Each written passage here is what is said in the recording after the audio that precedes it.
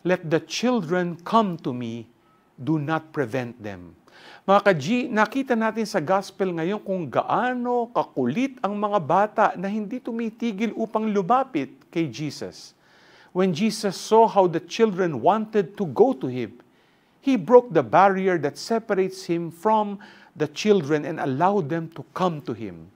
Niyakap siya ng mga bata. He blessed them and placed His hands on them. Ganito si Jesus sa atin.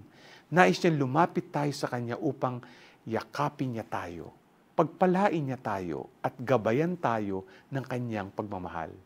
Jesus wants us to show how near He is to us. He is not distant. He is with us. Kaya wag tayong mahiyang kulitin si Jesus at lapitan siya tulad ng isang bata na may pagtitiwala at may kababaang loob.